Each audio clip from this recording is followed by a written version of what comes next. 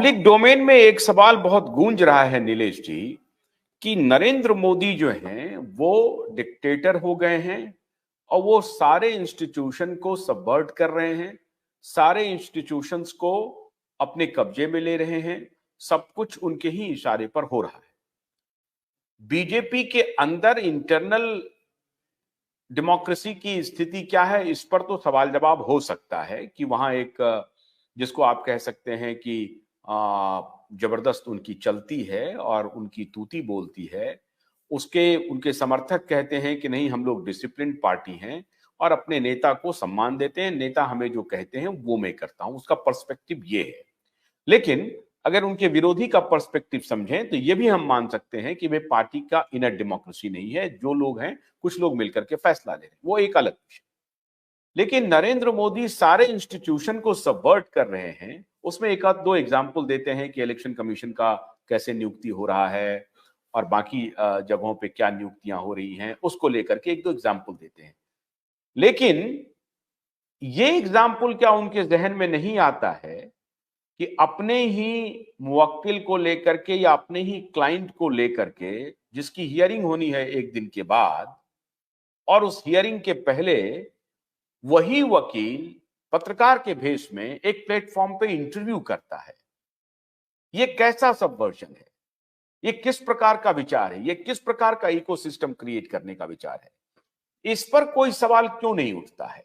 हम मान लेते हैं कि चलिए नरेंद्र मोदी डिक्टेटर हैं, लेकिन ये जो सवाल पिछले 75 वर्षों से चलता आ रहा है, एक खास इकोसिस्टम काम कर रहा है, खास तरह से उसकी नॉबहॉबिंग होती है, खास तरह से उसका कोलैबोरेशन होता है, खास तरह से एक ही सेट ऑफ पीपुल है जो ये काम कर रहा है, और जो इतनी बड़ी निर्लज्जता के साथ पब्लिक डोमेन में हियरिंग के पहले आकर के सवाल जवाब एक प्लेटफॉर्म पे करता है। कम से कम उसको इस बात का भी शर्म नहीं है कि इसी क्लाइंट के लिए हम सुप्रीम कोर्ट में खड़े होने वाले हैं, हम कैसे ये करें, ये हमारी रिस्पॉन्सिबिलिटी है, ये हमारी अकाउंटेबिलिटी है जनता के प्रति, उसका भी ख्याल नहीं है। तो इस नैरेटिव का क्या किया जाए?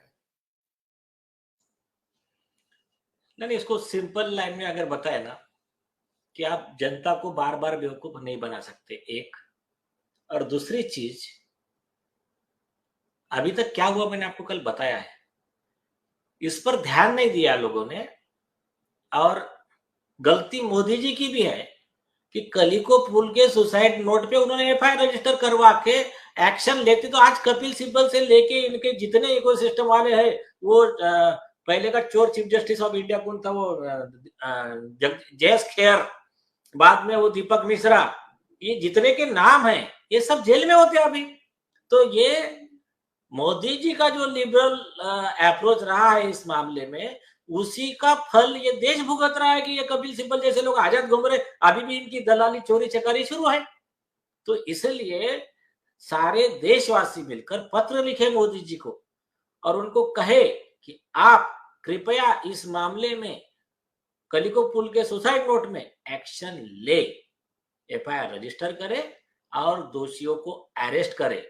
क्योंकि दूसरा कोई अगर आदमी, अभी मुझे इतना बताइए, अर्नब गोस्वामी को इन्हीं कांग्रेस सरकार ने अरेस्ट करवाया था सुसाइड नोट के बेस पे, और सुसाइड नोट पे एफआईआर रजिस्टर हुआ था। इतने दिन जेल में थे तो यही कपिल सिब्बल और यही जो लोग थे, जो भी थे उनके तरफ से, अमित देसाई वगैरह, तो वो लोग सरकार के इसका समर्थन कर रहे थे कि हाँ सुसाइड नोट है, ऐसा है वैसा है। तो फिर अभी तुम्हारे खिलाफ भी तो कलिको तुम्हारे ही चीफ मिनिस्टर का सुसाइड नोट है ना, तो उसमें फिर सोनिया गांधी से लेकर सब लोग अरेस्ट होने चाहिए। तो आज तक उसमें कोई कार्रवाई हो नहीं रही है। तो इससे दो चीजें साबित होती है, या तो अगर मोदी जी सही में डिक्टेटर होते तो इनको अंदर करवा देते, उनके पास तो इतना क्लियर प्रूफ है। भोलानाथ का ब्रश कटर एक बैटरी से चलने वाली मशीन है जिसका चार्जिंग समय 3.5 घंटे है। इसे हम 6 से 8 घंटे बिना रुके चला सकते हैं। एक बार चार्ज करने पर ये 16,000 स्क्वायर फीट गेहूं, चावल, बजरा, जोबर के खेत काट सकता है, जबकि इसी कार्य को पेट्रोल ब्रश कटर 1,000 रुपए पेट्रोल का खर्चा करता है।